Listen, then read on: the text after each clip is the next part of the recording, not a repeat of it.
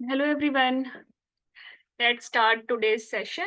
Or as you know, we are doing MRCP OPS Gynae Part 2 preparation, and today's aim is oncology. Oncology में aim यही था कि endometrial cancer पढ़ते, endometrial hyperplasia पढ़ते, है ना? But I already told you कि हम जहाँ हमें लगेगा कि आपकी बेटर अप्रोच के लिए मॉड्यूल को ब्रेक करना जरूरी है तो हम कर देंगे. That's why we will not directly jump on endometrial cancer. हम अप्रोच करेंगे कि एंडोमेट्रियल कैंसर से पहले की क्या हिस्ट्री है, रिप्रोडक्टिव ईयर्स में अगर ब्लीडिंग होगी या मेनोरेजिया होगा तो तब क्या करना है कि हम उस वक्त पकड़ते हैं एंडोमेट्रियल कैंसर, या पोस्ट मेनोपॉजल ब्लीडिंग होती है तो तब क्या करना है कि हम एंडोमेट्रियल कैंसर पकड़ लेते. ठीक है, और फिर हम पढ़ेंगे एंडोमेट्रियल कैंसर, राइट? तो लेट्स स्टार्ट इट. और ये ज्यादा अच्छी अप्रोच है, इससे आपकी माइंड मैप बनता है, सेटिंग अच्छी हो जाती है. देखो, ब्लीडिंग रिप्रोडक्टिव एज में हो चाहे ब्लीडिंग पोस्ट मेनोपॉजल एज में हो, प्रॉब्लम क्या है उस ब्लीडिंग से हमें? सबसे बड़ी प्रॉब्लम क्या है? और मोस्ट कॉमन कैंसर कौन सा है? हंसना. हानिया, वेलकम हानिया. बताओ हानिया, कौन सा सबसे बड़ा कैंसर है जेनिटल ट्रैक्ट का डेवलप्ड कंट्रीज में? चलो. एंडोमेट्रियल. हाँ, एक्सीलेंट, एंडोमेट्रियल कैंसर. और जब मैंने बोला डेवलप्ड कंट्रीज में तो इसका मतलब है डेवलपिंग कंट्री में ये नहीं है. तो what is in developing country?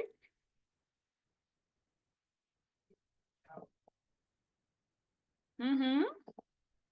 Bleeding कराता है वो भी? Ovarian. No no no, it's not ovarian. Ovarian bleeding नहीं कराता है, सर्वाइकल कैंसर. पैप स्मेयर नहीं फॉलो होता है ना डेवलपिंग कंट्री में, दैट्स व्हाई. ठीक है.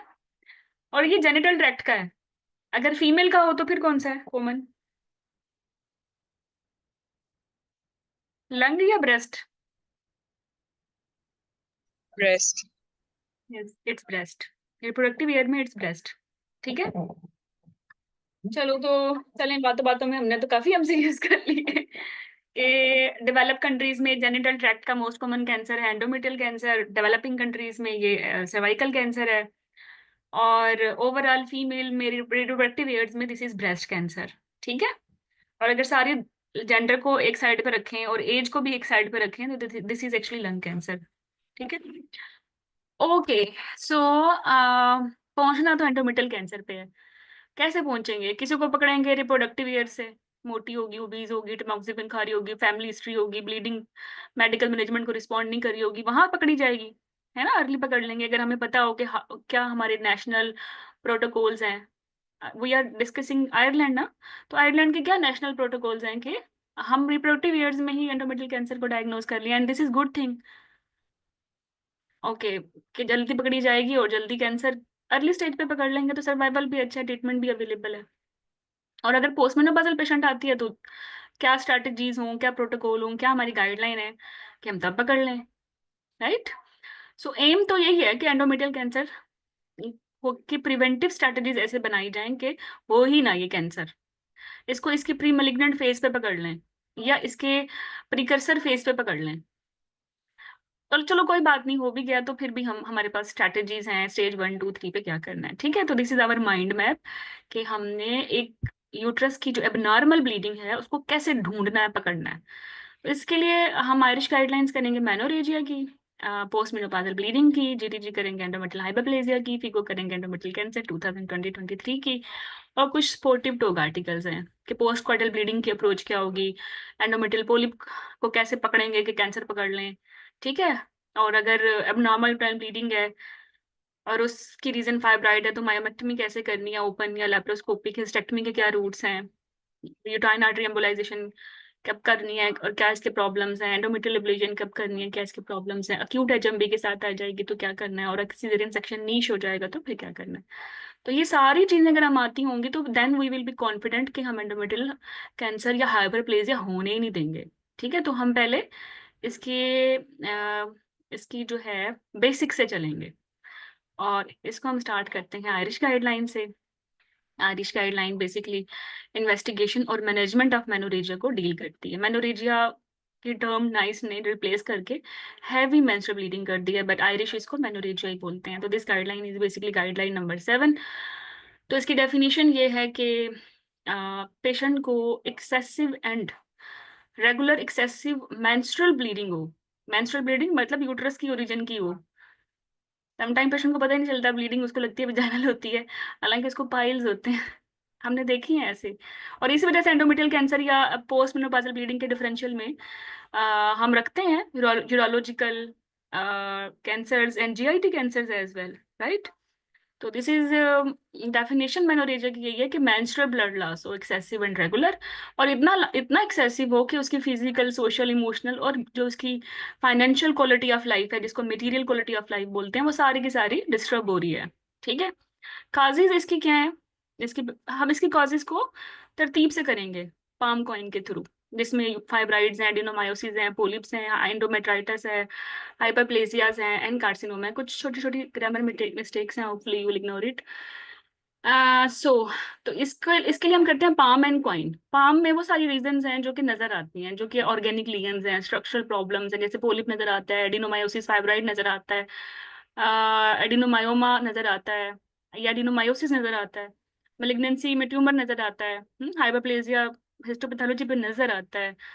तो ये सारी जो चीजें जो नजर आती हैं, जो एबनॉर्मल टाइम ब्लीडिंग कराती हैं, फीगो ने उनको पाम में रखा है। और क्वाइन से मतलब है नॉन स्ट्रक्चरल काजेज, जैसे ब्लीडिंग डिसऑर्डर्स हैं, ओव्यूलेटरी डिसफंक्शन है, एंडोमेट्रियल प्रॉब्लम्स हैं। ठीक है। जिनको पहले डिसफंक्शनल यूट्राइन ब्लीडिंग बोलते थे, अब उनको ब्लीडिंग ऑफ एंडोमेट्रियल ओरिजिन बोलते हैं, राइट। जिसमें इन्फेक्शंस हैं, लाइटोजेनिक काजेज हैं, जैसे आपने अक्सर सुना होगा कि लाइक पेशेंट आती है और इतनी गंदी ब्लीडिंग होती है उसको, और हिस्ट्री लेते हो तो उसकी 1-2 डीएनसीज होती हैं और ब्लीडिंग किसी चीज को ठीक नहीं कर रही होती, और आपने लाइक क्यूरेटिंग की है, उसकी वजह से ये भी मालफॉर्मेशन बन जाती है एंडोमेट्रियम में ना, है ना, बन जाती है ना, फिर वो कितना गंदा ब्लीड करती है। कंजर्वेटिव केयर में हम उसकी यूट्राइन आर्टरी एम्बोलाइजेशन करते हैं, और फाइनली फिर भी उसकी हिस्टेक्टमीज हो जाती है। मेरी एक स्टूडेंट की भी हुई थी amazingly. She was in my FCPS batch and she told me कि मैडम मुझे मैंने डीएनसी करा ली, और उसके बाद मुझे भी मालफॉर्मेशन डायग्नोज हुई, and that ended up into hysterectomy at such young age.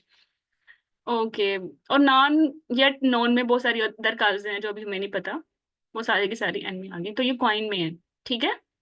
तो ये है सारी डिफरेंशियल्स एबनॉर्मल यूट्राइन ब्लीडिंग की according to the FIGO. Got it. PALM में जो नजर आती हैं और क्वाइन में जो नजर नहीं आती। हानिया आस्का, चलो इसको एक इमेजिनेशन के साथ करते हैं। ये हमारी इमेजिनेशन है, ये हमारा पोलिप है, ये हमारा लियोमायोमा है, ये हमारा आ, ये हमारी एडिनोमायोसिस है, ये हमारा लियोमायोमा या फाइब्राइड है। ठीक है। ये हमारी मेलिग्नेंसी है। ठीक है। चलो। और क्वाइन में कोएगुलेशन प्रॉब्लम्स हैं, ये ब्लड में चल रहे हैं। ऐसे मोस्ट कॉमन कोएगुलेशन प्रॉब्लम क्या होता है रिप्रोडक्टिव एज में? 3 हिंट देती हूँ, आईटीपी, वन विली ब्रांड या hemophilia. Write in the chat box.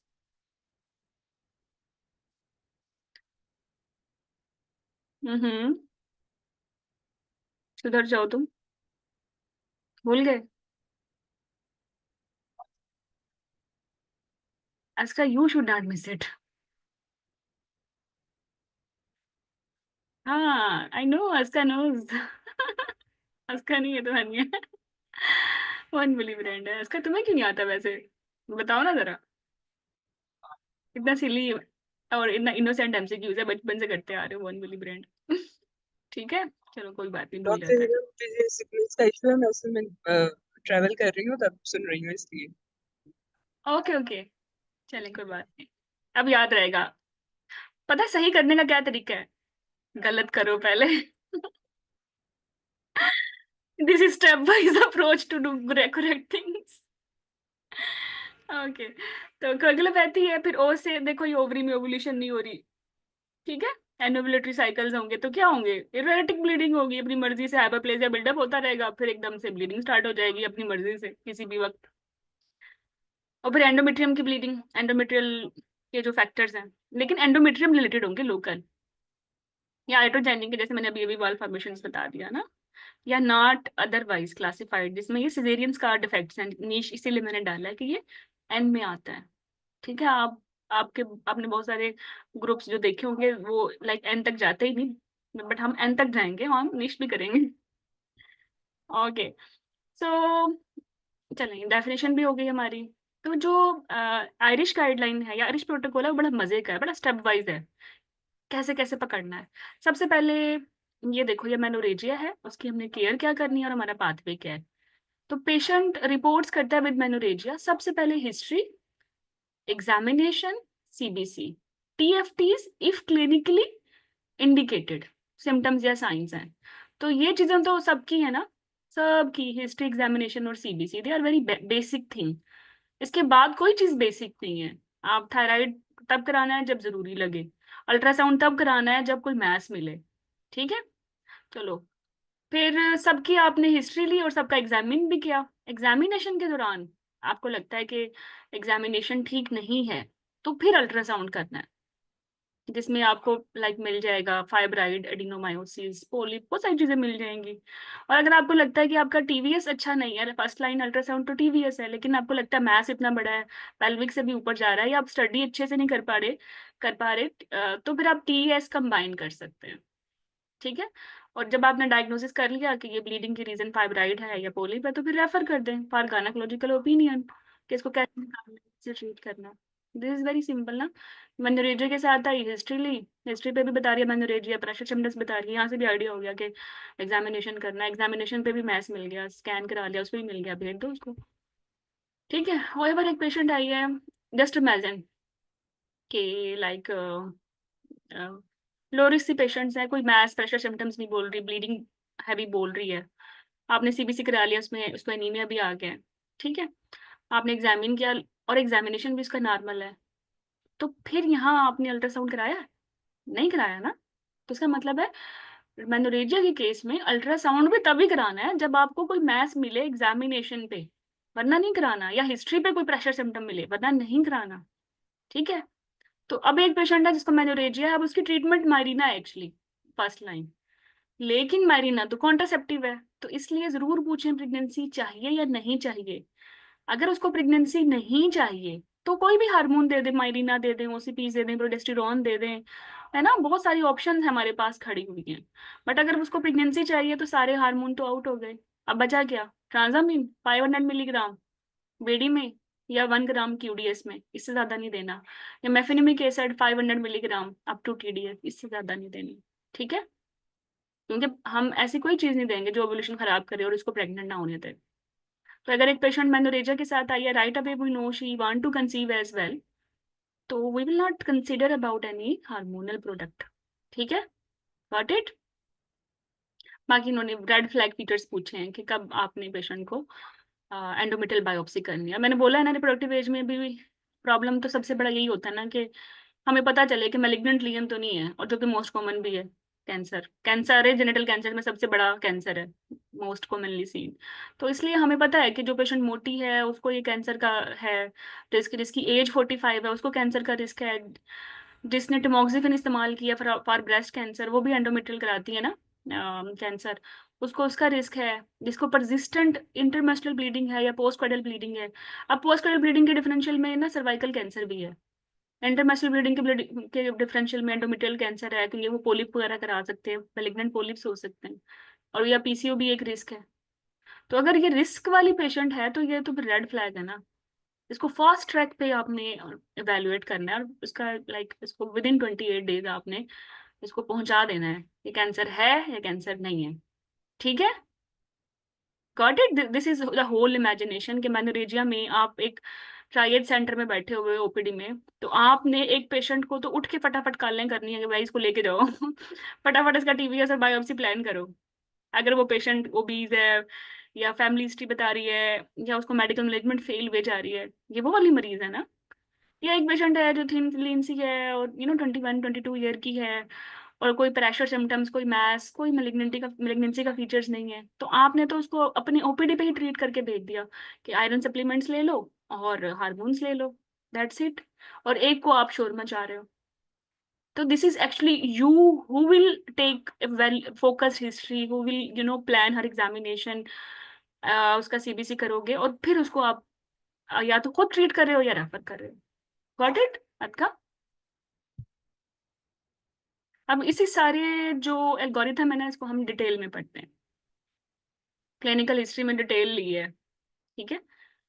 वैसे तो ये पार्ट नहीं है आपका अभी का, लेकिन जस्ट बता दूं, जब भी लिया करो ना हिस्ट्री, 2 डब्बे बनाया करो अपने दिमाग के अंदर साइकिल के, कि अभी तो साइकिल ये है, लेकिन कंपेयर किससे करना है, प्रीवियस से, कि प्रीवियसली 4 दिन ब्लीड करती थी अब 5 दिन कर रही है, प्रीवियसली कोई आईएमबी नहीं था अब आईएमबी का इंटरमस्कुलर ब्लीडिंग है, प्रीवियसली कोई पीसीबी नहीं था अब पीसीबी है, प्रीवियसली कोई डिस्चार्ज नहीं था अब डिस्चार्ज है, प्रीवियसली फ्लडिंग नहीं थी, हैवी फ्लो नहीं था, क्लॉट्स नहीं थे अब क्लॉट है, प्रीवियसली साइकिल की ड्यूरेशन ये थी, रेगुलर फ्रीक्वेंसी ये थी।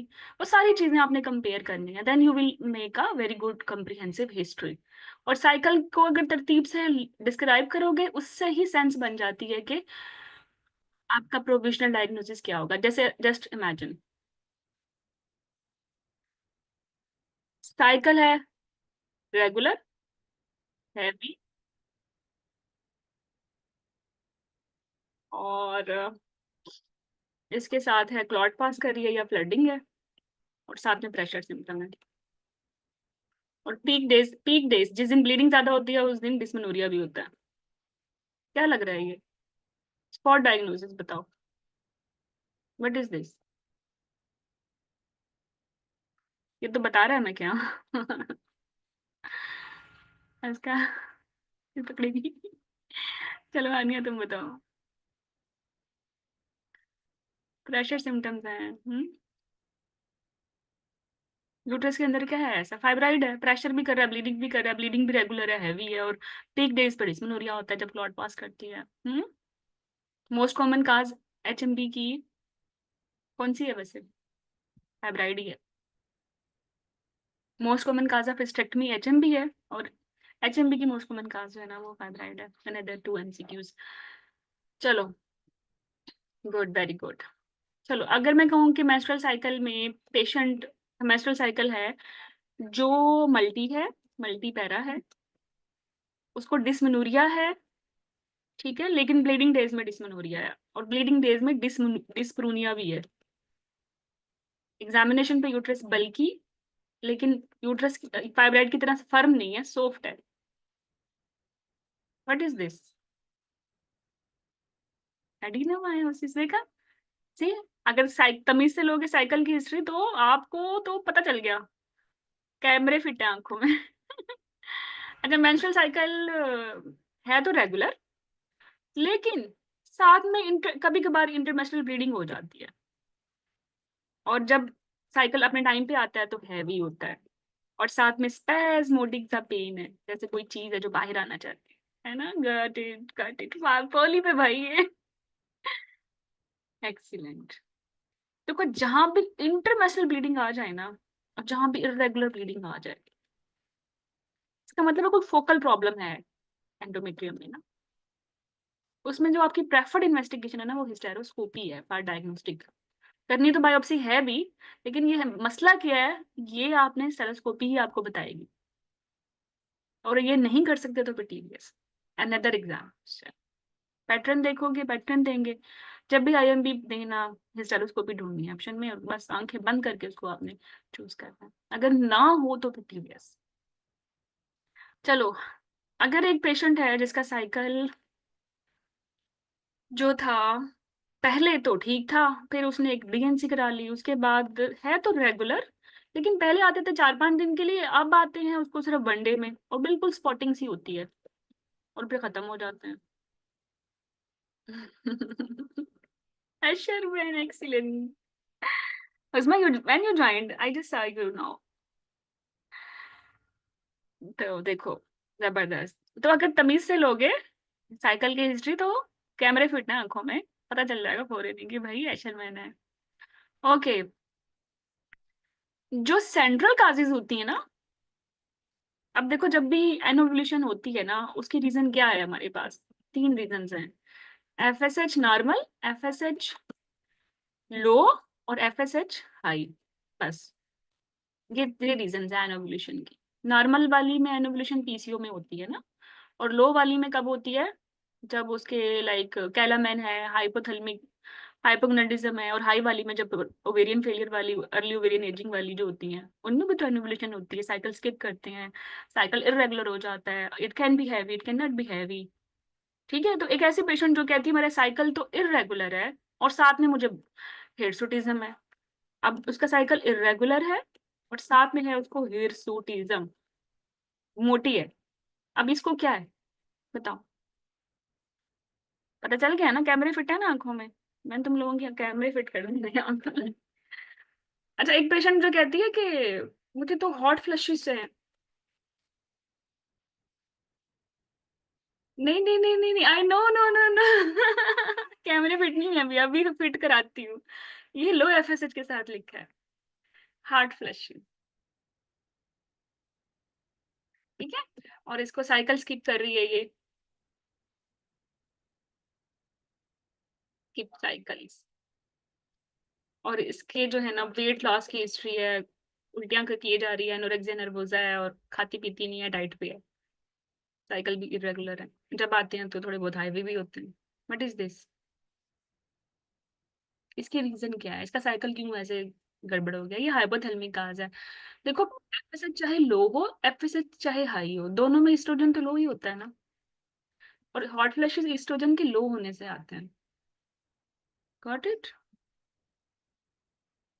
चलो, अब ये पेशेंट है जिसको एफएसएच हाई निकलेगा बाद में, लेकिन इसको हार्ट फ्लैशेस हैं, इसकी कोई रेडिएशन हुई है। ठीक है, और अब साइकिल भी इसके इरेगुलर से हैं। इसको क्या है, हाँ this is ovarian failure, right it. तो अब पक्के वाले फिट हो गए हैं कैमरे, तो आप आराम से पकड़ लोगे साइकिल को। चलो, तो दिस इज द वे कि आपने तमीज से हिस्ट्री लेनी है, क्योंकि आपकी उसकी में तो पेशेंट बैठा होगा या एग्जामिनर ने ऐसे ऐसे सिनेरियोज बनाने हैं, स्पॉट डायग्नोसिस कैसे बनाओगे when you will take a very good history कि मेंस्ट्रुअल साइकिल अब क्या है और पिछला क्या था, और उसको उसकी हर हर चीज को कंपेयर करना है। ठीक है, और हमारे पास कंपैरिजन के लिए चीजें हैं कि इसकी ड्यूरेशन कैसी है, इसका वॉल्यूम कैसा है, इसकी फ्रीक्वेंसी कैसी है, हम्म और इसकी फिर एसोसिएशन किस किस किस के साथ है, वेजाइनल डिस्चार्ज के साथ है, इसकी पेन के साथ है, किसी प्रेशर के साथ है, या जैसे मैंने अभी आपको बताया हिरसुटिज्म और हार्ट फ्लैशेस और रेडियो कीमो और एनोरेक्सिया। हाँ, तो फिर इस जबरदस्त पॉइंट्स के साथ आप चलोगे तो फिर आपने यकीनन स्टेम पढ़ते ही डायग्नोसिस बना लेना है। और फिर जब इस तरह के क्वेश्चंस आते हैं तो वो होते भी स्पॉट इन्वेस्टिगेशन और स्पॉट मैनेजमेंट के हैं, फिर आपकी स्टेप वाइज अप्रोच धरी की धरी रह जाती है। ठीक है, ड्यूरेशन और वॉल्यूम जब गड़बड़ होती है ना, तो प्रॉब्लम यूजुअली एंडोमेट्रियम का अपना होता है, जैसे फाइब्राइड एडिनोमायोसिस। जहां फ्रीक्वेंसी की प्रॉब्लम होगी ना, साइकिल लो हो, साइकिल किसी का जल्दी जल्दी आ रहा है, वो वेरिएंट फेलियर्स में ऐसा होता है, या बहुत बार बार लाइक बहुत लेट लेट आ रहा है। ठीक है, जैसे पीसीओस में ऐसा होता है। तो फ्रीक्वेंसी के मसले समझ लेना हमेशा सेंट्रल काजेज में होते हैं, इसमें एफएसएच आपने जरूर देखना है। ओके, और बाकी चीजें आपको तो एसोसिएटेड रिपीटर्स बता देंगे, जैसे मैं बोलूँ सवेयर डिस्पनोरिया। अच्छा, अगर मैं ये बोलूँ कि साइकिल इरेगुलर है and she is infertile and she is having dysmenorrhoea, dyspareunia, chronic pelvic pain, फिर क्या है, स्पॉट डायग्नोसिस क्या है, tell me, you have done with me this topic earlier as well, endometriosis.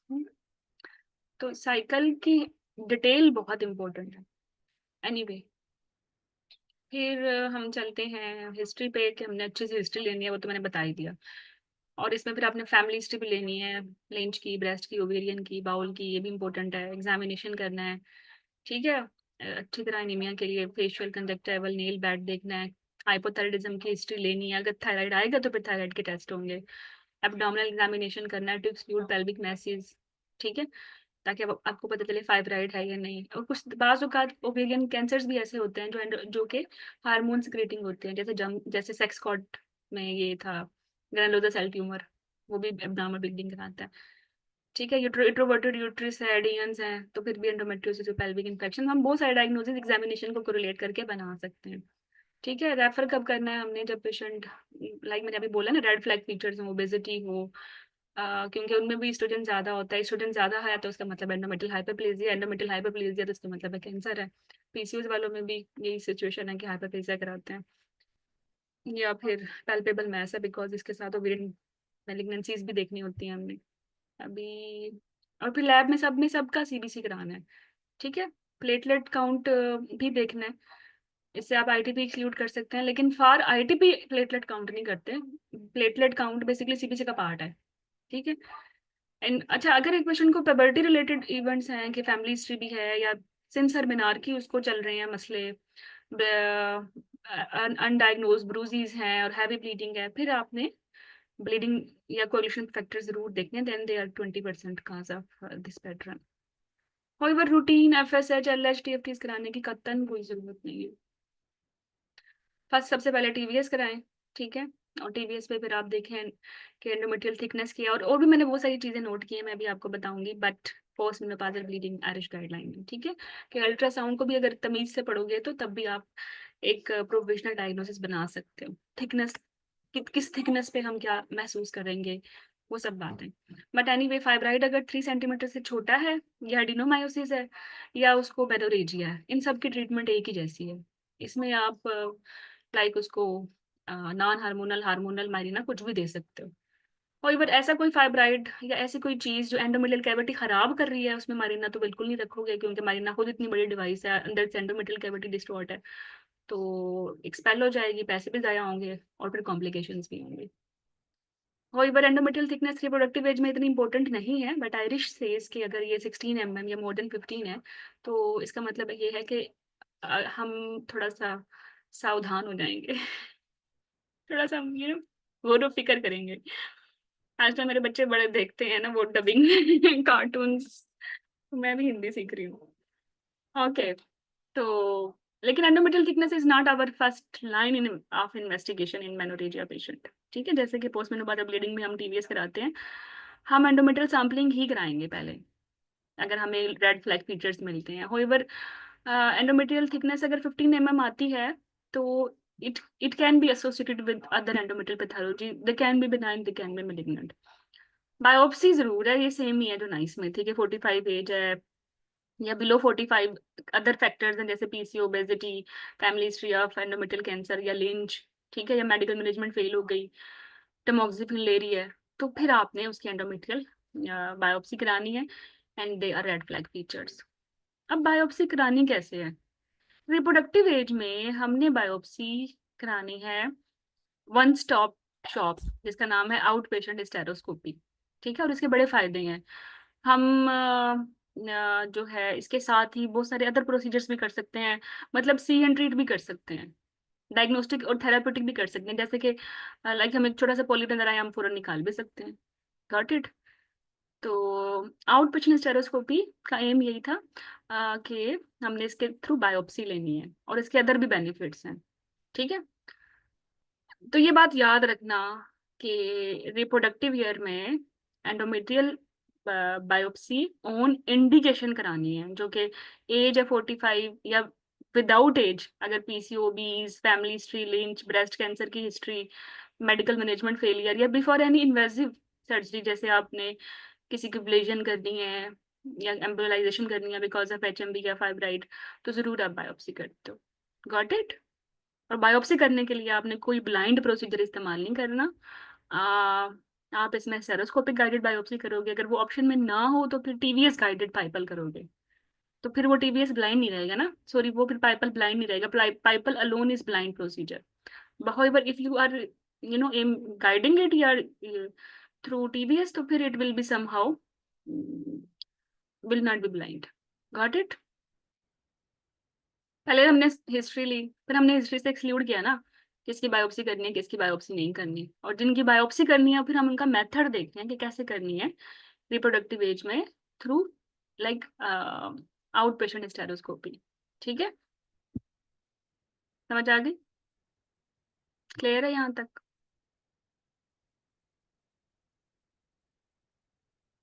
चलो, अब मैंने बोला था ना जब भी आईएमबी आएगी तो आपने सेरोस्कोपी करनी है, तो आईएमबी की प्रेजेंटेशन क्या है, बोली?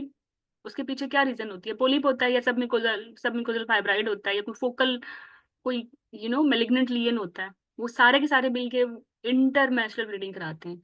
तो इनमें भी आपने सेरोस्कोपी करानी है, या आपने इंसिडेंटल अल्ट्रासाउंड कराया और उस पर भी आपको कोई फोकल लीजन आ गया, उसमें भी फाइनल डायग्नोसिस सेरोस्कोपी पे होगा। तो जो बेस्ट इन्वेस्टिगेशन है जो कोई फोकल लीजन बताती है वो है सेरोस्कोपी है। ठीक है। फार्माकोलॉजिकल एजेंट्स में हम क्या कुछ दे सकते हैं?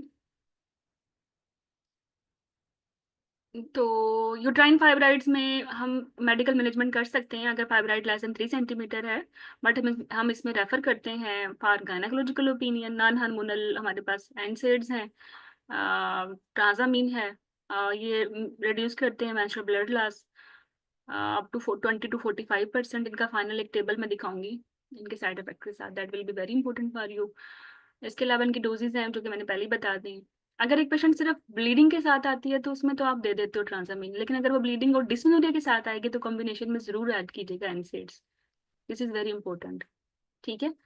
नॉन हार्मोनल आप अगर दे रहे हो पेशेंट को तो दो चॉइसेस हैं, ट्रांजामीन एंड एनसेड। आप इनको अकेले के लिए भी दे सकते हो, इनको कंबाइन करके भी दे सकते हो, right, for to reduce the bleeding. However, whenever there is dysmenorrhea you must have to give NSAID. This is the point. और कब आप कहोगे कि ये नॉन हार्मोनल फेल हो गए हैं, तो आपने इनको देखना है 3 to 6 मंथ तक। अर्ली टाइम 3 मंथ है और फाइनल डिसीजन आपने 6 मंथ पे लेना है। अगर 6 मेस्ट्रुअल साइकिल के बाद भी इंप्रूवमेंट नहीं हुई तो फिर आप अनदर एजेंट पे जाओगे, then your non hormonal will be labelled as fail. हाँ, हार्मोनल एजेंट्स में सबसे पहले हमारे पास माइरीना है। ठीक है। और आपने तभी देना है जब at least long term use anticipated हो। ऐसा नहीं एक पेशेंट कहे कि मुझे 6-7 महीने के लिए जो है प्रेगनेंसी नहीं करनी, उसके बाद मेरा एम है प्रेगनेंसी करने का और मुझे अभी मेनोरेजिकली ट्रीट कर दो, तो आप उसको मारीना नहीं दे सकते, महंगी डिवाइस है। ठीक है। तो मिनिमम मोर देन 1 ईयर उसकी प्रेगनेंसी डिसाइड ना हो, इसका मतलब है कि at least 12 months use is anticipated, then you will consider about Mirena. और इसके अलावा ये एसोसिएटेड प्रॉब्लम्स भी ठीक कर देती है, एचएमबी भी ठीक कर सकती है और at the same time contraceptive भी है। ठीक है। इसकी काफी सारी डिवाइसेस आ रही है ना, स्काइला वो 3 साल के लिए देते हैं, लेकिन स्काइला वैसे एचएमबी के लिए लाइसेंस नहीं है एनएचएस में भी और ना ही आयरलैंड में। तो आयरलैंड में सिर्फ यही लाइसेंस्ड है माइरीना, जो कि 20 माइक्रोग्राम लीवोनॉर्जेस्ट्रल डेली रिलीज करती है और इफेक्टिव है for 5 years. This is your exam question. हाँ, इसके बाद कंबाइंड में हम, हाँ, कंबाइंड में भी लो डोज कंबाइंड भी हैं जिसमें 15-20 माइक्रोग्राम इथिल एस्ट्राडाइल होता है, लेकिन वो एचएमबी ठीक नहीं करता और इवन ब्लड साइकिल भी इफेक्टिवली कंट्रोल नहीं करता। तो अगर अब मसला आपका एम ये है कि साइकिल भी कंट्रोल हो, रेगुलर हो और ब्लीडिंग भी ठीक हो, तो ओसीपीज ही देने हैं। ठीक है। और उसमें मेक श्योर के स्टैंडर्ड ओसीपी हो, जिसको हम सेकंड जनरेशन ओसीपी बोलते हैं। इसमें 30 to 35 माइक्रोग्राम इथेनॉल एस्ट्राडाइल होता है और ये भी 43% अप्रोक्सीमेटली जितना नॉन हार्मोनल ने कंट्रोल किया था ब्लड लॉस उतना ही करता है। इसके अलावा हम इंजेक्टेबल लॉन्ग एक्टिंग प्रोजेस्टेरोजेंस दे सकते हैं जिसको हम डंपा बोलते हैं 3 मंथ्स के लिए। ब्लीडिंग कम भी करते हैं और कॉन्ट्रासेप्टिव भी हैं। साइड इफेक्ट्स में हिपैटिक प्रोजेस्टेरॉन सारे हिपैटिक इश्यूज करते हैं, ब्रेस्ट कैंसर इश्यूज भी करते हैं, और डंपा स्पेसिफिकली रिवर्सिबल काज करता है, ऑस्टियोपोरोसिस लाइक रिड्यूस करता है बोन मिनरल डेंसिटी। ठीक है। तो और कोई भी प्रोजेस्टेरॉन ब्रेस्ट और यूट्राइन कैंसर में हम नहीं देते, तो डंपा भी तो प्रोजेस्टेरॉन है। तो ये इसकी बात है। दूसरा ये डिफरेंट है नाइस से, नाइस की जो 2021 की गाइडलाइन है उन्होंने इसको बाहर फेंक दिया निकाल के प्रोजेस्टेरॉन डंपा को ना, और इवन इम्प्लांट को भी। तो उन वो कहते हैं सिर्फ ओरल प्रोजेस्टेरॉन दें या मारीना दें टू कंट्रोल मेनोरेजिया। बट आयरिश से इसके ओसीपी भी दे सकते हैं और इसके अलावा ओरल भी दे सकते हैं और लॉन्ग एक्टिंग इंजेक्शन आप प्रोजेस्टेरॉन भी दे सकते हो। ठीक है। नॉरेथिस्ट्रोन ओरल ड्रग होती है जिसको आप प्राइमोलोटैन के नाम से जानते हैं। 5 मिलीग्राम की एक पीली सी गोल्डन कलर की पत्ते की गोली आती है, ये भी आप दे सकते हैं। 3 गोलियां खट्टे या 50 milligram daily for 5 to 26 days. इससे भी पेशेंट की जो है ओवुलेशन इनिबिट होती है, एंडोमेट्रियल एट्रोफी होती है और ब्लीडिंग कम होती है। More prolonged and profound menstrual bleeding है तो आप ज्यादा डोज भी दे सकते हैं, इवन 20 मिलीग्राम या 4-5 गोलियां खट्टी भी दे देते हो जो तुम लोग देते हो अपनी ओपीडी में। ठीक है।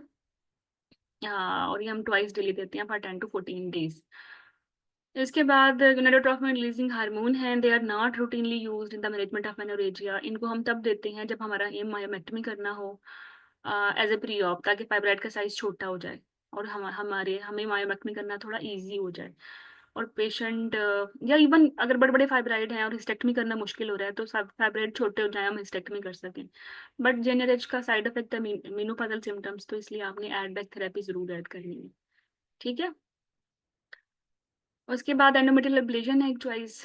ये हम तब देते हैं जब पेशेंट की जो मेडिकल मैनेजमेंट है वो फेल हो जाए, विद और without fibroid. But make sure अगर फाइब्राइड है तो अप टू 3 सेंटीमीटर तक हम दे सकते हैं, मोर देन 3 सेंटीमीटर के फाइब्राइड में हम एंडोमेट्रियल एब्लेशन नहीं करते। ठीक है।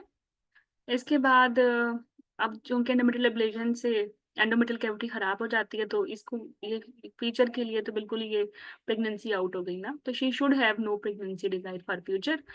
और फिर भी सारी एंडोमेट्रियम खराब नहीं होती, तो अगर आप कॉन्ट्रासेप्शन नहीं देंगे तो शी कैन कंसीव, इम्प्लांटेशन हो जाएगी और फिर मॉर्बिड प्लेसेंटा और आईयूजीआर भुगतेंगे हम। तो इससे बेहतर है कि कॉन्ट्रासेप्शन भी दें उसको।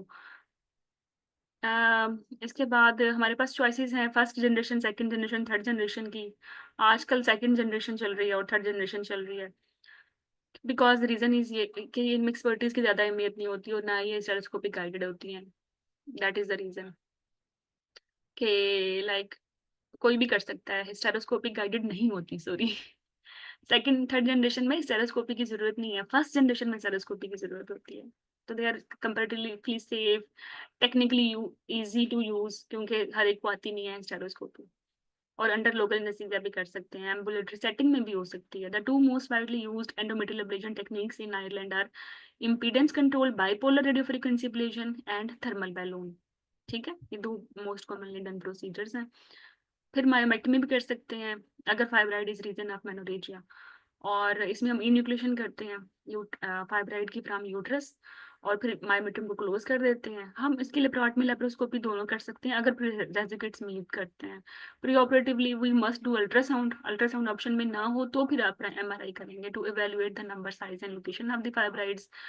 कॉम्प्लिकेशन ये है कि मायोमेक्टमी करते हुए हिस्टेक्टमी की निस्बत थोड़ा ज्यादा ब्लीडिंग होती है, more than hysterectomy, this is important. बाकी दोनों ही मेजर सर्जरीज हैं।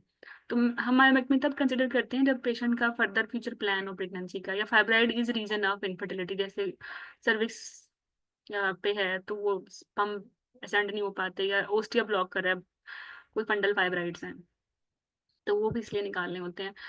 हिस्टेरोस्कोपिक मायोमेक्टमी तब निकालेंगे जब हिस्टेरोस्कोपिकली असेस कर सकते हैं उस फाइब्राइड को, जो कि एंडोमेट्रियल में होंगे, या मोर देन 50% फाइब्राइड जो है वो एंडोमेट्रियम में प्रोजेक्ट कर रहा होगा अप टू स्टेज 2। तो इतने हम निकाल सकते हैं, और इससे पहले हम देते हैं उनको जीएनआरएच चैनल लग, ताकि और भी छोटे हो जाएं और आराम से निकल आए। ठीक है। साइज छोटे करने के लिए दो मेडिसिन इस्तेमाल कर सकते हैं, जीएनआरएच एगोनिस्ट और या फिर यूपीए। ये भी श्रिंक करता है फाइब्राइड को और इजी हो जाती है सर्जरी, चाहे आपने लेप्रोस्कोपिकली मायोमेक्टमी करनी है या लेप्रोटमी करके करनी है या इवन हिस्टेक्टमी करनी है, तो साइज छोटा ये जरूर करते हैं। और hysteroscopic myomectomy sometime can result into 2 or 3 procedures to complete the removal. It depend on location of fibroid और accessible है या नहीं। That's why simple fibroid जो कि pedunculated है, सारे के सारे यूट्राइन कैविटी में है, जो कि फिगो 0 स्टेज बनती है फाइब्राइड की, वो तो आराम से बंदा ग्रैब्स कर ले और निकाल ले। बट अगर बड़ा फाइब्राइड है तो वो सर्विक्स के ओ से निकलेगा कैसे, छोटा करना पड़ेगा, फिर फिर जीएनआरएच देना पड़ेगा। और जब तक वो इतना छोटा नहीं होगा कि सर्विक्स से निकल आए, आप उसे कर नहीं पाओगे, फिर अंदर पीस मिल करना पड़ेगा, फिर बहुत सारी कॉम्प्लिकेशंस हो जाती हैं। और यहाँ फिर आपने आउटवे करना है कि हमने जरूर इस मुसीबत में हिस्सा लेना है, सेरोस्कोपी करके बेहतर नहीं है फिर उसको लेप्रोस्कोपी करके निकाल दें। तो जहां हम देखेंगे कि like this is going to be complicated hysteroscopic removal, then better to go for laparoscopic removal. ठीक है, या ओपन रिमूवल। इसके बाद एंडोयूटाइन आर्टरी एम्बोलाइजेशन है।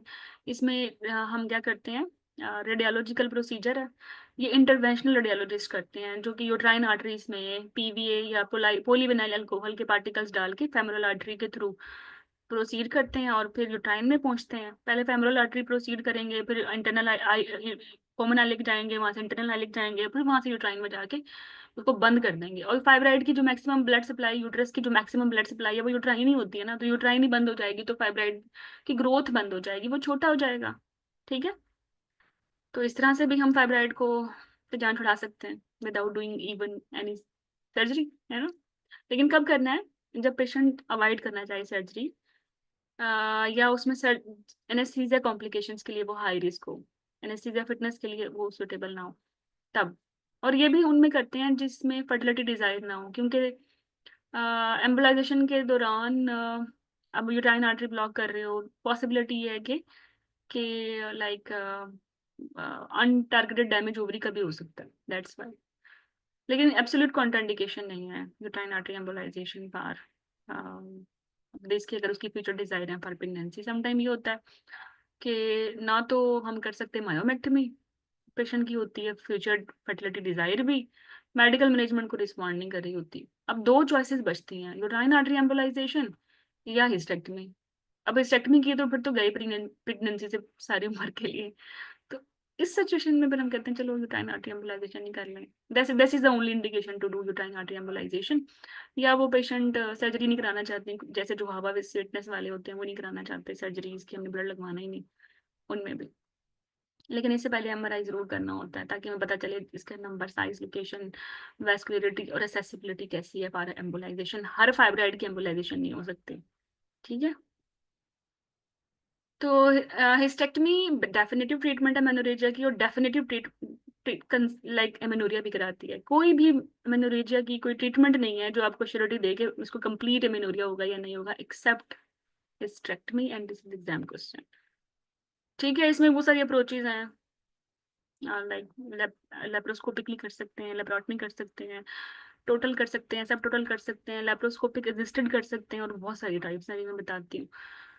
तो होइवर इस ओवरी निकालनी या नहीं निकालनी, उसके लिए हमने देखना है कि पेशेंट में कंकोमिटेंट कोई ओवेरियन सिस्ट तो नहीं है मेलिग्नेंसी के लिए, जो हाई रिस्क हो, जैसे फैमिली हिस्ट्री है ब्रेस्ट कैंसर की, ओवेरियन कैंसर की, बरका वाले हैं, ठीक है। या कंकोमिटेंट उसको पीएमएस तो नहीं है, नहीं सॉरी, क्या कंकोमिटेंट उसको एंडोमेट्रियोसिस तो नहीं है, ठीक है। That is the reason. या कंकोमिटेंट पीएमएस है, पीएमएस में हम नहीं चाहते ना प्रोजेस्टेरॉन दें, अ, तो उसमें फिर हम क्या करते हैं, स्टेटमेंट भी कर देते हैं और बीएसओ भी कर देते हैं, तो इजी होके एस्ट्रोजन देते हैं, एचआरटी। ओके, फिर ये सिर्फ गप्पे हैं, देख लो एक दफा। लेकिन they might be important for your उसकी, कि आपने ओफ्लेक्टमी कैसे करनी है। एट अ टाइम आप स्टेटमेंट कर सकते हैं जब पेशेंट इजाजत दे, उसकी फैमिली हिस्ट्री हाई रिस्क हो, या इंट्राऑपरेटिव फाइंडिंग्स में हमें सस्पिशियस या मेलिग्नेंट ओवरी नजर आए, वरना नहीं। In patient with strong family history of breast और ओवेरियन कैंसर ओफ्रेक्टमी में भी एडवाइजेबल, या फिर अल्टरनेटिवली आप रेफर करें for genetic counselling pre operatively.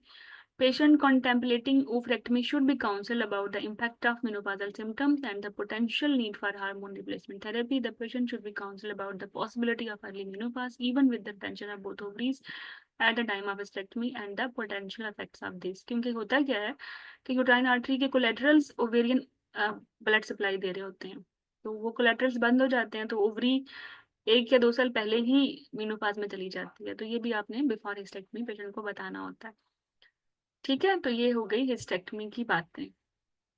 तो ये हमारी गाइडलाइन हो गई है एंड। अभी मैं समराइज करती हूँ सारी मैनेजमेंट ऑप्शंस। सो लिवोनॉर्डेस्टिल का क्वेश्चन आता है कि लाइक जो पेशेंट को मायने रखने के शुरू में जो प्रॉब्लम होती है वो कब तक परसिस्ट करते हैं, वो 6 मंथ तक परसिस्ट करते हैं, ये आपने रखने से पहले ही पेशेंट को बताना है। ट्रांजामीन से क्या होता है, इंडाइजेशन, डायरिया, हेडेक होता है। एनसेड से क्या होता है, इंजेक्शन, डायरिया होता है। वर्सनिंग ऑफ एस्थमा भी हो सकता है, इनसेंसिटिव इंडिविजुअल्स, अल्सर हो सकते हैं, ठीक है। ओसीपी से मूड चेंजिंग्स, हेडेक हो सकता है, और पीओपी से वेट गेन, ब्लॉटिंग और ब्रेस्ट टेंडरनेस हो सकती है।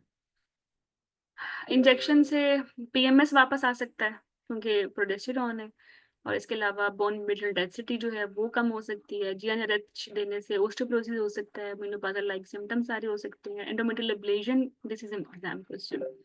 एक पेशेंट की एंडोमेट्रियल एब्लेशन हुई है, तो उसको किसी कॉमन कॉम्प्लिकेशंस क्या हो सकती हैं after endometrial ablation, vaginal discharge, pain, ठीक है, ये हो सकती है। और एडिशनल सर्जरी भी करनी पड़ सकती है इसकी, रेयरली परफोरेशन होती है। और यूट्राइन आर्टरी एम्बोलाइजेशन में पेशेंट को पोस्ट एम्बोलाइजेशन सिंड्रोम हो सकता है, this is also exam question. और what is post embolization syndrome, इसमें पेशेंट को pain, nausea, vomiting and fever होता है। और इसकी ट्रीटमेंट सिम्टोमेटिक ही होती है, ठीक है। तो ये इंपॉर्टेंट है जो मैंने हाईलाइट किए हैं। मायोमेक्टमी में डीएम्स बन जाती हैं, बाद में रिकरेंस भी हो जाती है फाइब्राइड की। हिस्टेक्टमी में इन्फेक्शन हो सकता है। इसके अलावा इंट्राऑपरेटिव हेमरेज हो सकता है लेस कॉमनली, और वेरी रेयरली डेथ होती है। ओफ्रेक्टमी कर दी तो फिर मेनोपाज आ जाएगा। तो this is very very important. अब आपने एग्जाम के लिए आपने याद रखना है कि अगर पेशेंट को एक्यूट एचएमबी है, अभी मैं इसका टॉक भी कराती हूँ, तो उसमें सबसे इनिशियल जो दवाई देनी है अक्यूट एचएमबी में, इनिशियल ट्रांजामिक एसिड नहीं है, मैं दवाई की बात कर रही हूँ। अक्यूट एचएमबी में सबसे पहले तो आपने pregnancy related problems rule out करने हैं ना, टीवीएस करना है। ये सब करने के बाद अगर दवाई देनी है सबसे पहले, तो this is tranexamic acid, this is not high dose progesterone. ठीक है। फाइब्राइड अगर छोटा है 3 सेंटीमीटर से और कैविटी भी ठीक है, तो हम माइग्रेना रख सकते हैं। और like this is not a concerning thing for us. However अगर फाइब्राइड 3 सेंटीमीटर से बड़ा है, ठीक है, तो this is a concerning feature for us. इसमें फिर हम सर्जरी पे ही जाते हैं। और सर्जरी से पहले अगर छोटा करना है फाइब्राइड को, स्पेसिफिकली अगर हीमोग्लोबिन 10.2 या इससे कम है, तो we can consider UPA to shrink it, और we can consider to give her GnRH ताकि वो छोटा हो जाए। ठीक है। एंडोमेट्रियल एब्लेशन के लिए जो प्री रेजिक्विट्स हैं वो ये हैं कि फाइब्राइड लेस देन 3 सेंटीमीटर हो, it should not be more than 3 centimetre. Endometrial ablation however contraindicated नहीं है, इवन अगर इट्स 3 सेंटीमीटर। तो लेस देन 3 या इक्वल टू 3 पे we can go for endometrial ablation, but not more than 3। और uterus का size should be 10 centimetre, less than 10 centimetre. और thickness इसकी 8 mm तक होनी चाहिए, इतनी बहुत थिक नहीं, थिन नहीं होनी चाहिए। तो फिर ये प्री रेजिक्विट्स हैं कि ये patient like we can select this for endometrial ablation. Fibroid अगर मोर देन 3 सेंटीमीटर है, ठीक है, और अगर पेशेंट सर्जरी है तो उसकी ट्रीटमेंट अब सर्जरी। लेकिन अगर पेशेंट अवॉइड करना चाहती है surgery because of her concerns के मेरी family like sorry because of her concerns of pressure symptoms, और उसकी फैमिली कंप्लीट है, तो यूट्राइन आर्टरी एम्बोलाइजेशन कर देंगे। बट अगर फैमिली कंप्लीट नहीं है और चॉइसेस में मायोमेक्टमी भी नहीं है, तो then uterine artery embolization we can consider. Fertility के साथ सिर्फ एक सबसे बेहतरीन चॉइस है, और वो है मायोमेक्टमी या फिर एम्बोलाइजेशन। दैट्स इट, और कोई ऑप्शन नहीं है विद फाइब्राइड। डेफिनेटिव सिस्टेक्टमी। और अप टू लाइक 5 सेंटीमीटर से जो छोटे फाइब्राइड होते हैं, जो कि more than 50% into endometrial cavity हैं, उनको हम निकाल सकते हैं थ्रू स्टेरोस्कोपी, सर्वाइकल रिसेक्शन के थ्रू। बट उससे पहले उनको प्री ऑप जीएनआरएच देनी पड़ती है। This is also exam question. तो ये आपके कैच पॉइंट्स हैं। Now just hold on. Now just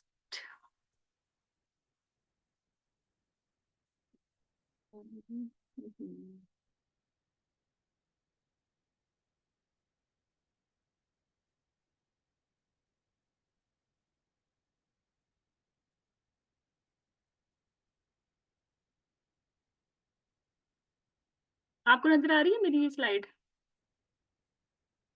basically Irish guideline नहीं है ये नाइस, लेकिन आपको समझ अच्छे से आ जाएगा। कोई कॉन्ट्राइंडिकेशन नहीं है जो पॉइंट्स मैं बताने जा रही हूँ।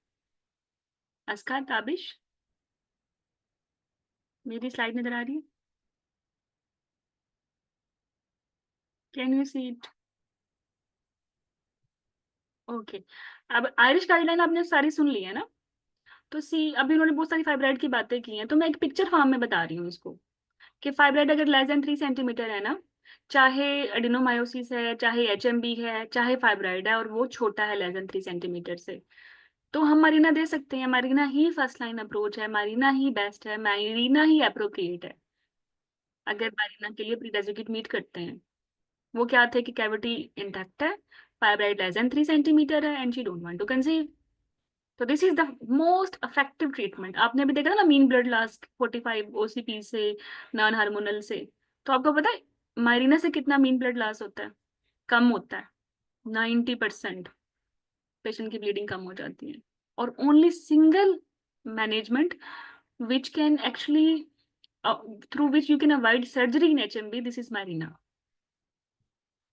ठीक है उस्मा? तो ये इस तरह के सिलेक्शन केसेस में आपने मारीना ही देनी है। ठीक है। आपकी मारीना फेल हो गई, सेकेंड लाइन में नॉन हार्मोनल आप ऐड कर सकते हैं, या नॉन हार्मोनल आप तब भी ऐड कर सकते हैं कि अभी आपने मारीना का डिसीजन लिया नहीं है, मीन वाइल पेशेंट ब्लीड कर रही है, तब भी initially you can consider, right.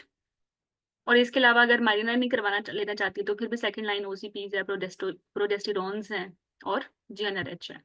लेकिन जीएनआरएच आयरिश के मुताबिक आपने कंबाइन करनी है, हॉस्पिटल में ही देनी है, और इसका जो मेन बेनिफिट है वो ये है कि फाइब्राइड छोटा हो जाए as a pre op then, ठीक है। अच्छा, अगर ये सब चीजें फेल हो गई तो फिर हमारे पास चॉइसेस हैं, या तो 3 सेंटीमीटर से छोटा ही ना, तो एब्लेजन भी कर सकते हैं, second generation Irish second generation prefer करते हैं, या मायोमेक्टमी कर सकते हैं, और अल्टीमेटली फिर हिस्टेक्टमी। तो how beautifully this flash card is describing your Irish guideline, कि if fibroid is less than 3 centimetre, if there is adenomyosis, if there is HMB, तो सबसे पहले मारीना, और उसके साथ नॉन हार्मोनल। नॉन हार्मोनल किसी भी हार्मोन हार्मोन के साथ ऐड हो सकते हैं, या तब भी ऐड हो सकते हैं जब आपने अभी डिसीजन नहीं लिया डेफिनेटिव मैनेजमेंट का, ठीक है।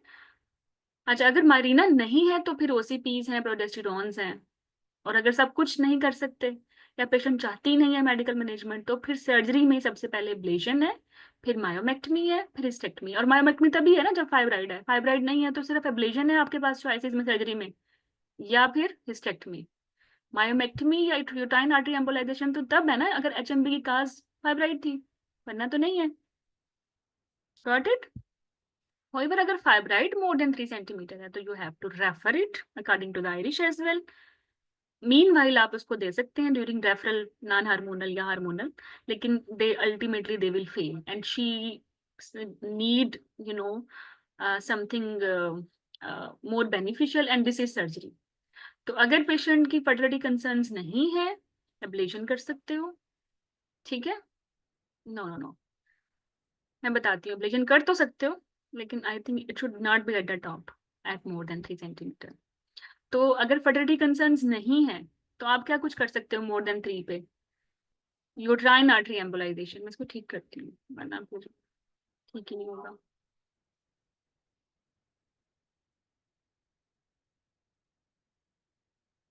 हम्म,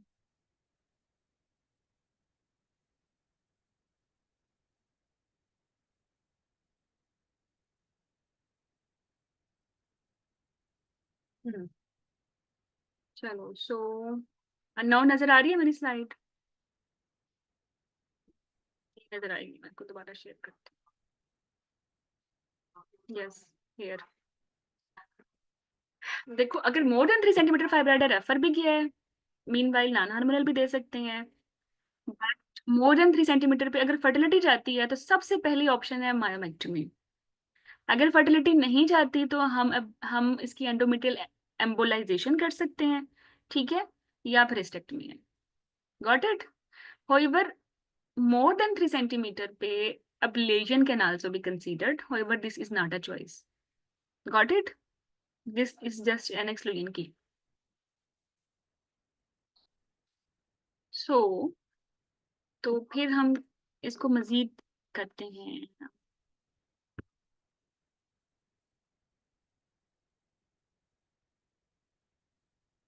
आपको ये स्लाइड नजर आ रही है?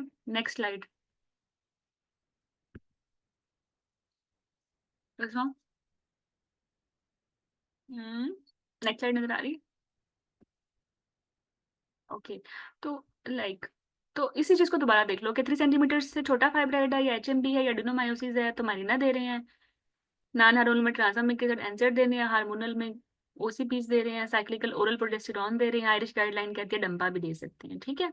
सर्जिकल ऑप्शंस में सेकंड जनरेशन एब्लेशन है, या फिर हिस्टेक्टमी कर लो, ठीक है। होइवर अगर सब म्यूकोजल फाइब्राइड है तो we can consider hysteroscopic removal as well, जिसमें उन्होंने बोला है कि लेस देन 5 सेंटीमीटर हो, more than 50% into endometrial cavity हो, तो ये हिस्टेरोस्कोपिकली अप्रोच हो जाते हैं, तो आप इनको हिस्टेरोस्कोपिकली भी निकाल सकते हो।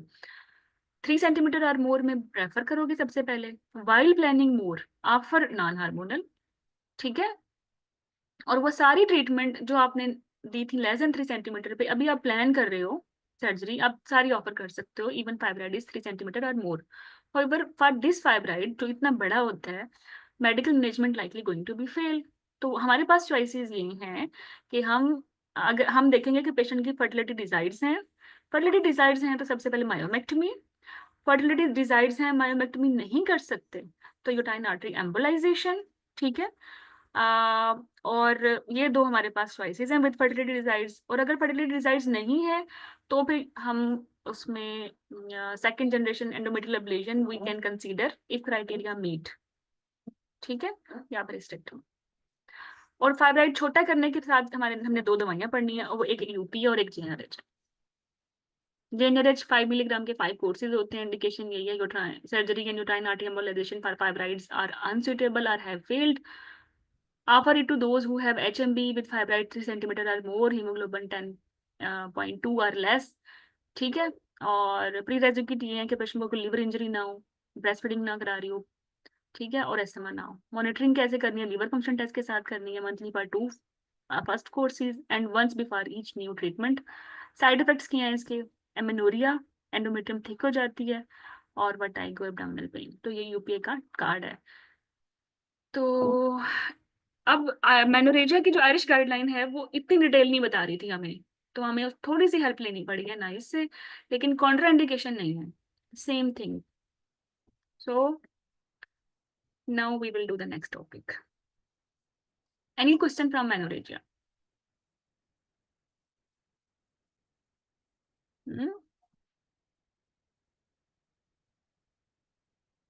No question.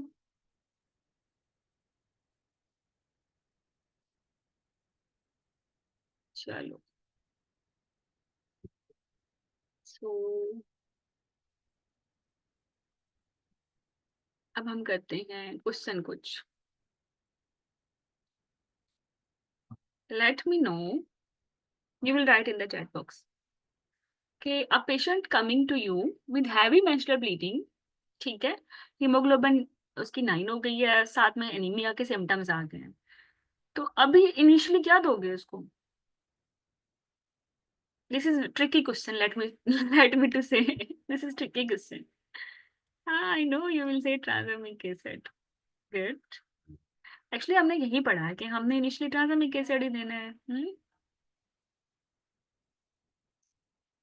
लेकिन इसमें कुछ बज़वर्ड भी तो है ना। She is having anaemia with symptoms, HB9।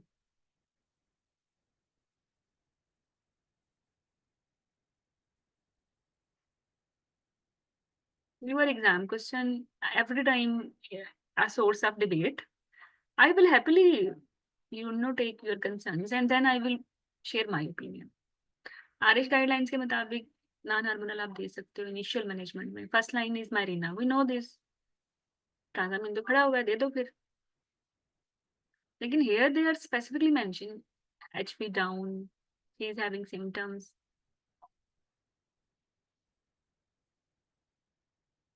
Current anaemia भी तो ठीक करना है ना। ट्रांजामिन तो ऑनगोइंग ब्लड लॉस ठीक करेगी, it will take 6 months to be effective. So 6 months तक she will stay with this 9 HB and SOB. Now think like a human.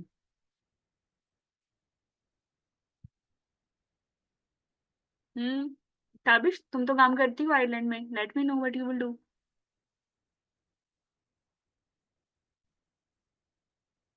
Tabish नहीं, सॉरी उस्मा, अस्का, क्या करोगे? देखो, सिंगल बेस्ट आंसर से मुराद है कि आपने बेस्ट चूज करना है। इसका मतलब हरगिज ये नहीं है कि जो बाकी चॉइसेस हैं वो रॉन्ग है। I appreciate, we definitely we give her Trasamine as well, but the best one right now is, I think so, iron. अब तुम लोग मैनोरेजा के कॉन्टेक्स्ट में हो ना, तो इसलिए तुम्हें हर चीज मैनोरेजा की लग रही है, लेकिन जब एग्जाम में बैठोगे तो सिर्फ मैनोरेजा का पेपर नहीं देना। हम्म, मैंने अपनी ओपिनियन शेयर कर दी, आई विल गिव आयरन, ठीक है। हाँ, okay, I wish oral iron होती। आप लोग आई भी क्यों दे रहे हो? Okay, take the screenshot if you want to discuss with your other mentors. Okay. 40-year-old woman with menorrhagia is considering hormone treatment options according to the Irish guidelines. Which of the following hormonal treatment is most likely to reduce the menstrual blood loss.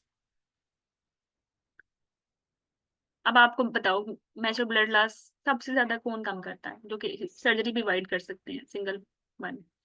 Hmm. Mirena, excellent. One question is definitely coming up from Irina. 45-year-old patient with menorrhagia has failed medical management and considering surgical choices.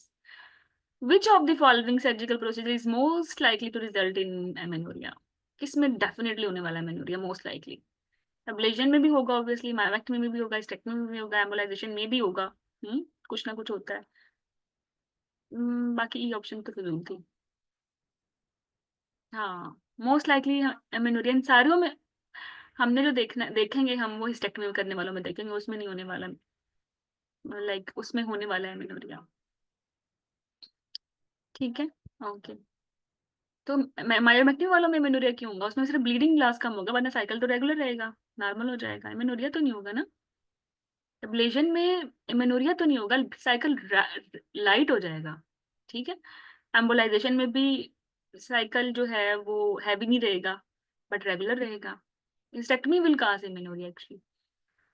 48-year-old woman with menorrhagia is being investigated for underlying cause according to the Irish guidelines.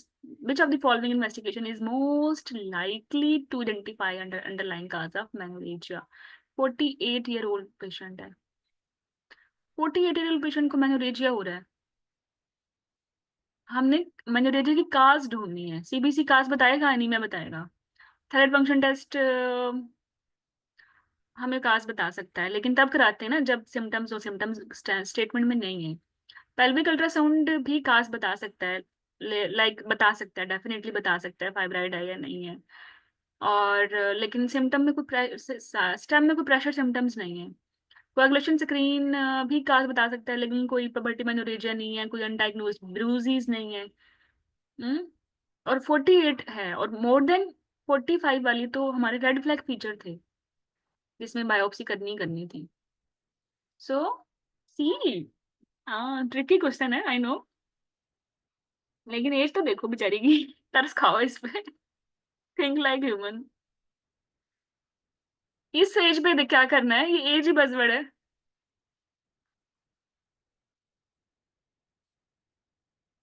You need a lot of practice actually. Endometrial biopsy, और इसकी reason इसकी age है, वरना मैं I I appreciate it can be, you know, it can be actually coagulation profile, it can be pelvic ultrasound. और 40 के बाद तो एडिनोमायोसिस ज्यादा ही होते हैं। फाइब्राइड भी पता चल जाएगा पेल्विक स्कैन पे, लेकिन पेल्विक स्कैन आपने आयरिश गाइडलाइन में देखा था, तब करा रहे थे जब एग्जामिनेशन पे कोई पैल्पेबल मैच था या हिस्ट्री पे कुछ कंसर्निंग फीचर्स थे लाइक प्रेशर सिम्टम्स, वरना तो नहीं करा रहे थे। लेकिन यहाँ तो ये एज डायरेक्टली इंडिकेशन है for this thing.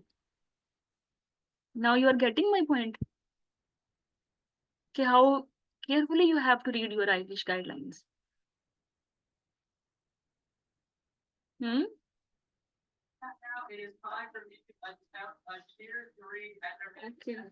Next, acute HMB।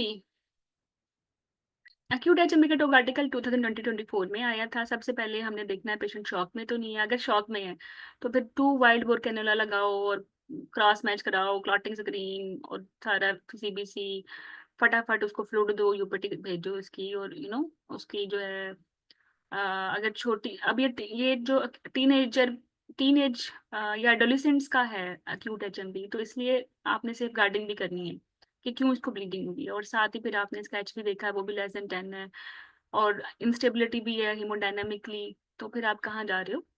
आप जा रहे हो कि इसको ब्लड लगा रहे हो नेगेटिव, फटाफट प्लेटलेट ट्रांसफ्यूज कर रहे हो अगर लेस देन 50 है, क्लॉटिंग फैक्टर्स रिप्लेस कर रहे हो अगर डेफिशिएंसी आ रही है।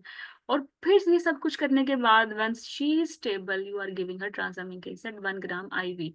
और दूसरी फिर उसके बाद अब हाई डोज प्रोजेस्टेरॉन दे रहे हो। ठीक है। और अगर वो भी नहीं होता तो फिर सर्जिकल क्यूरेटॉज कर रहे हो, ईयूए कर रहे हो, बैलून टेम्पोनॉड कर रहे हो, है ना, जैसे पीपीएच में करते हो। तो ये उस पेशेंट का एल्गोरिथम है जो अक्यूट ब्लीडिंग के साथ आई थी, जो स्टेबल नहीं थी। स्टेबल करने के बाद, ब्लड लगाने के बाद, स्टेबल करने के बाद फिर ट्रांजामीन और हाई डोज प्रोजेस्टेरॉन या टेम्पोनॉड पे आनी। ठीक है। अब ये वाला बच्ची जो कि आई तो ईआर में है लेकिन स्टेबल है, उसमें पाथवे 2 है, उसमें आपने हिस्ट्री लिया, एग्जामिन किया, यूपीटी कराया है, सीबीसी, क्लॉटिंग स्क्रीन, अल्ट्रासाउंड, अगर एडिशनल इन्वेस्टिगेशन अगर इंडिकेटेड थी, जैसे थायराइड के कुछ सिम्टम्स दिए थे, उस तरह की इन्वेस्टिगेशन करा ली अकॉर्डिंग टू द रिस्क। और तीसरे नंबर पे दवाई जो देनी है वो ट्रांजामीन है 1 gram orally TDS for up to 4 days if no contraindication.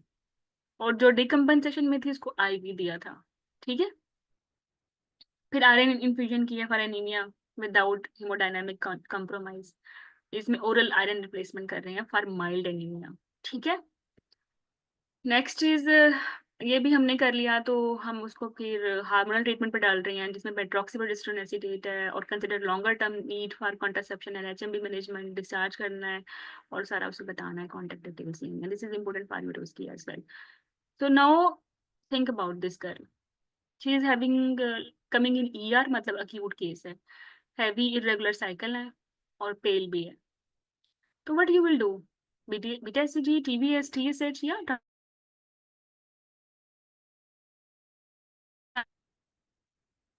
how you will start? जब यहाँ इस तरह की स्टेटमेंट पे कुछ भी ना हो ना, तो आपने फिर स्टेप वाइज चलना है। तो what is important thing which you will do step wise, and actually buzzword भी तो है इसमें एक छोटा सा छुपा हुआ। Excellent. This is irregular cycle. We don't know when where her cycle LMP क्या है। Excellent.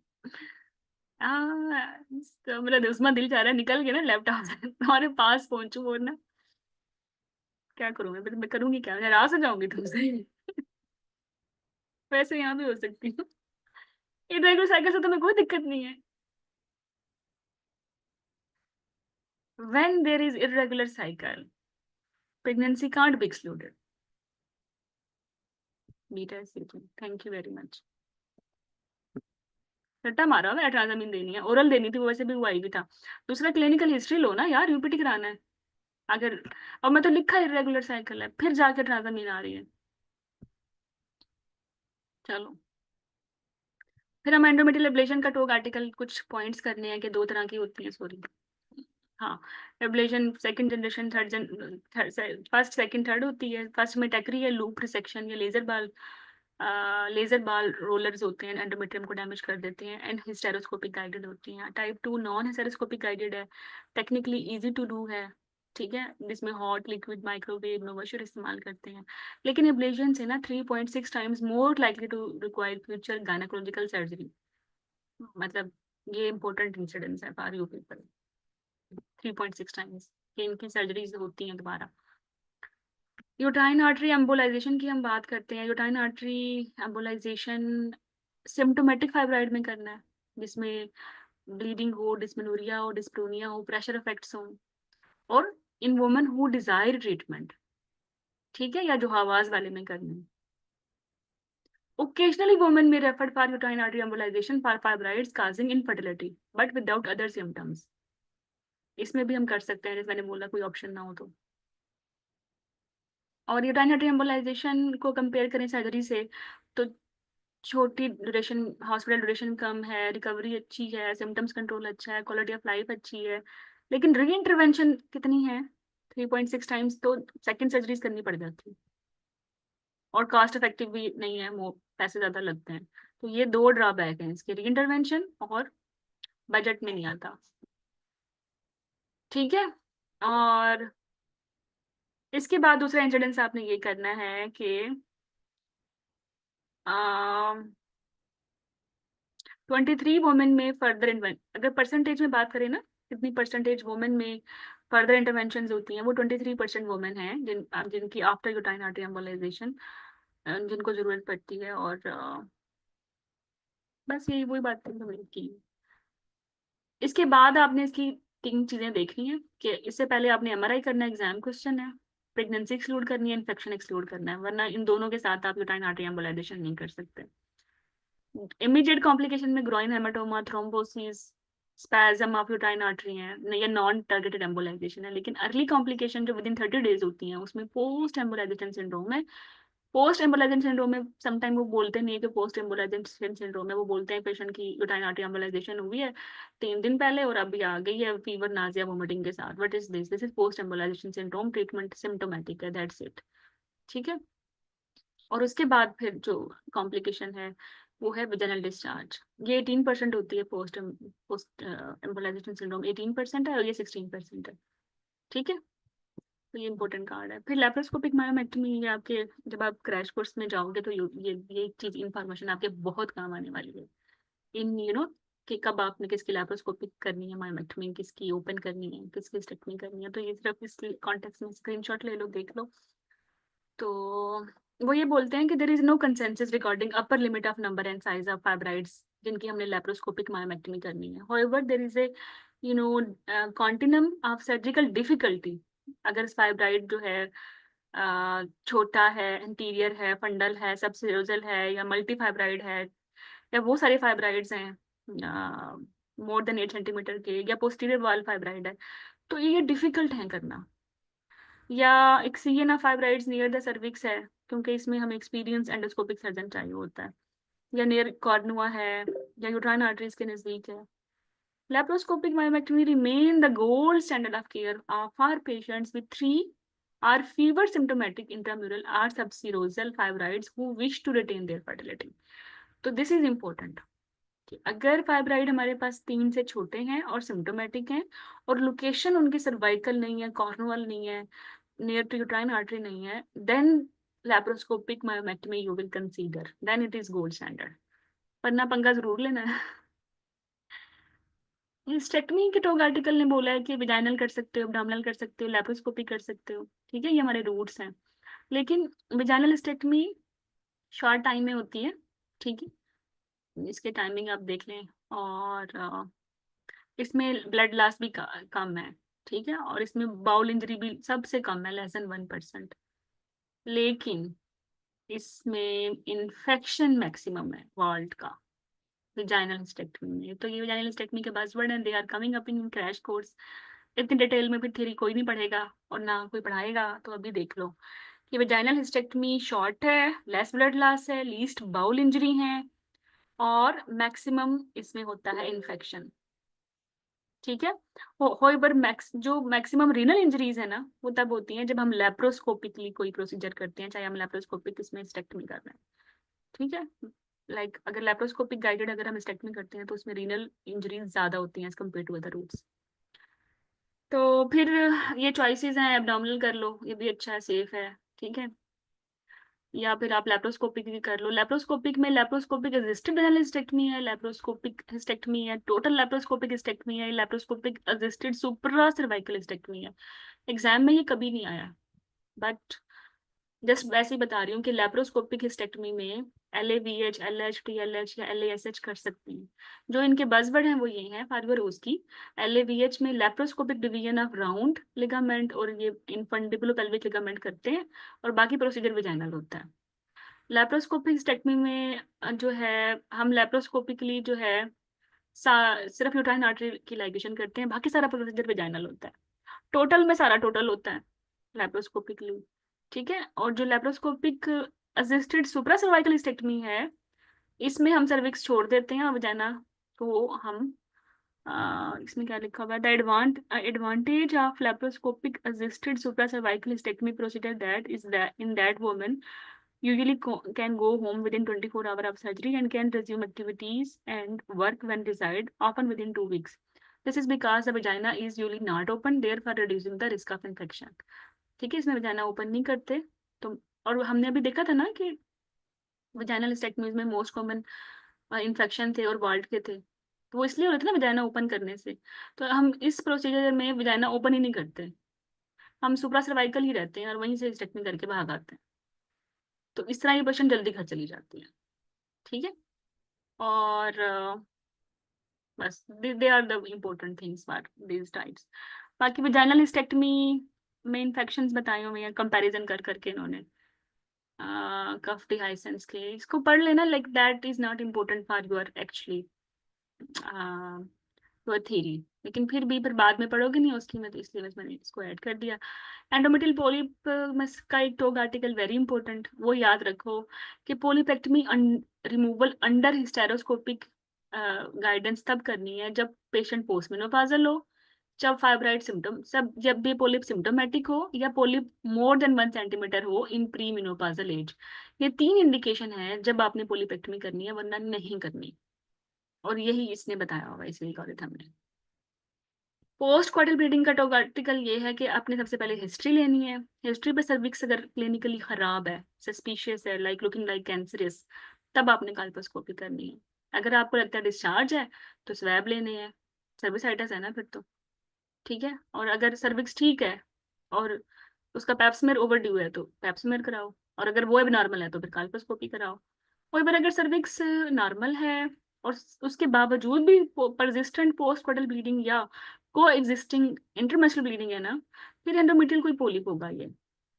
लाइक उसको फिर ढूंढो, टीवीएस करो, पाइपल करो, सेरोस्कोपी करो। इसके बाद ये आ गया नीश। नीश क्या होता है? Result from poor healing of the uterine scar, जिसमें closure of the first uterine layer in large bites करते हैं, इंटरलॉकिंग मेथड से करते हैं, वी शेप्ड पॉकेट डिफेक्ट्स बन जाते हैं जहाँ फ्लूइड जमा हो जाता है, जो कि इनफर्टिलिटी और एब्नॉर्मल टाइम लीडिंग कराता है, ठीक है। तो इसमें फिर हमने देखना है कि इसको ठीक कैसे करना है। हम सेरोस्कोपिक रिसेक्शन कर सकते हैं अगर रेजिडुअल मायोमेट्रियल थिकनेस 3 mm तक है। इससे कम है ना, तो फिर हम कंबाइंड लेप्रोस्कोपिक अप्रोच यूज करते हैं। बस, this is only about this talk article. Post menopausal bleeding की अब हम करते हैं Irish guideline after a break. Water break ले लो थोड़ी सी।